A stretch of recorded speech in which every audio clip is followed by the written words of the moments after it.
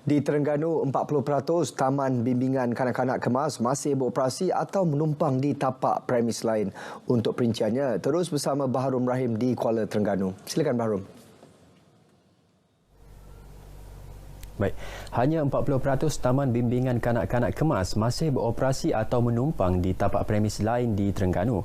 Ia merangkumi 325 kelas tabika di seluruh Terengganu yang memerlukan tapak bangunan sendiri untuk ruang belajar yang lebih kondusif.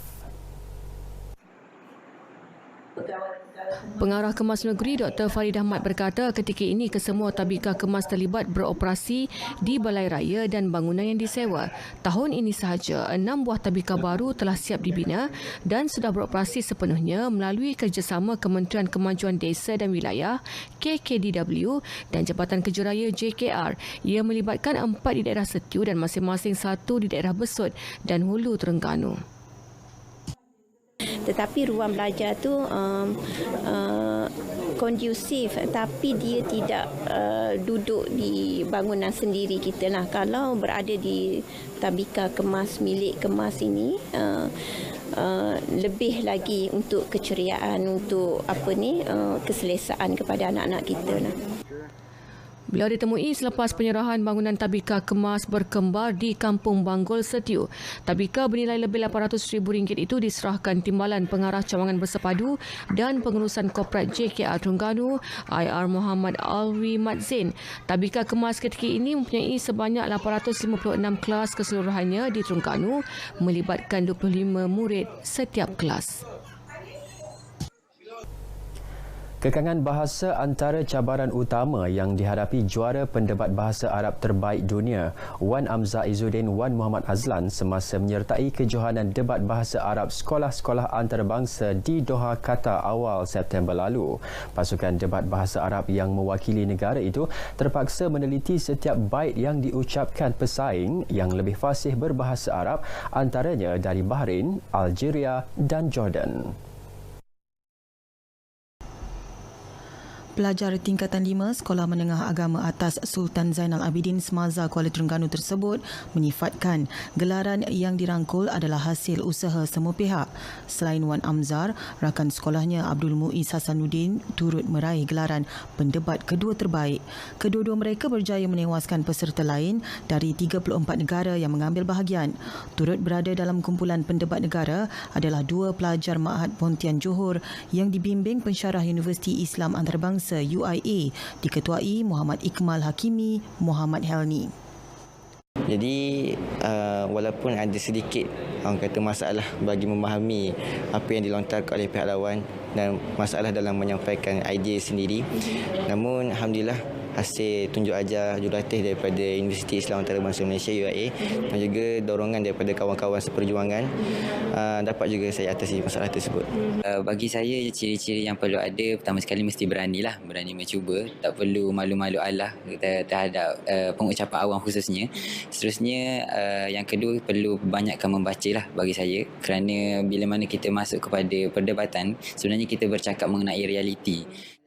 Sementara itu, Pengetua Semaza Engku Abdullah Engku Dalam Ahmad berkata lebih ramai pelajar akan dibimbing sebagai pelapis pendebat bahasa Arab dalam masa terdekat. Dan kita telah melatih pelapis ini, itu pelajar-pelajar tingkatan 3. So insya-Allah kita akan bangkit balik supaya menjuarailah di peringkat yang tertinggi. Lebih membanggakan, anak keempat daripada 5 beradik ini adalah bakat terbitan RTM 2017 Mini Parlimen. Giat Mara berjaya melahirkan 50 usahawan pelbagai bidang bertaraf jutawan daripada keseluruhan 14,000 usahawan keluaran Giat Mara sejak 1986. Satu buku yang mengumpulkan 50 usahawan berkenaan akan dilancarkan dalam masa terdekat. Ketua Pegawai Eksekutif Giat Mara Malaysia TS Ahmad Hamdi Ibrahim berkata mereka dilahirkan Giat Mara merangkumi bidang kemahiran iaitu jahitan, masakan, bangunan, kimpalan dan automotif. Justru Giat Mara optimis melahirkan lebih ramai lagi usahawan bertaraf dunia dengan pengoperasian 232 pusat di seluruh negara. Yang pertamanya, mereka berpeluang untuk melanjutkan pelajaran melalui program artikulasi bersama dengan IKM dan KKTM. So dia buat sampai ke diploma dan seterusnya. Dan yang keduanya, mereka juga akan dipinang atau diambil oleh industri untuk terus bekerja dalam bidang-bidang yang mereka belajar. Kalau weldingnya, mereka akan pergi ke offshore atau ke industri-industri yang memerlukan kemahiran welding. Dan seterusnya, kepada yang minat menjadi usahawan, kita ada program-program pembangunan usahawan yang kita ada dalam kerangka kita. Beliau ditemui selepas Majlis Graduasi Giat Mara Malaysia ke-36 peringkat Zon Timur di Kuala Terengganu. 700 graduan dari Pahang, Terengganu dan Kelantan menerima scroll yang disampaikan Timbalan Pengerusi Giat Mara Malaysia, Datin Nasriah Nasri. Saya mengambil masa 2 tahun setengah untuk ke SKM 3. Jadi pada SKM 2 selama setahun bersama PKP dan 3 bulan professional specialized dan SKM 3 selama 6 bulan. Kenapa? Pilih Giat Mara kerana kita dah nampak potensi untuk pergi lebih jauh lah. Maksudnya lepas SPM tu terus minta Giat Mara? Yes, betul. Minta Giat Mara. Okay. So apa plan sebenarnya? Plan lepas ni? Untuk saya buat bisnes dan untuk buka kedai sebagainya. So, bila masuk kena hari ni, Giat Mara ni rasa macam, oh, aku boleh buat semua. Macam, bila tengok TikTok je macam rasa macam boleh buat.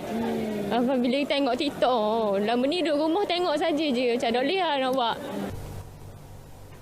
Sekian berita dari Terengganu, kembali semula kepada rakan penyampai di Angkasa Puri. Terima kasih, Bahrum.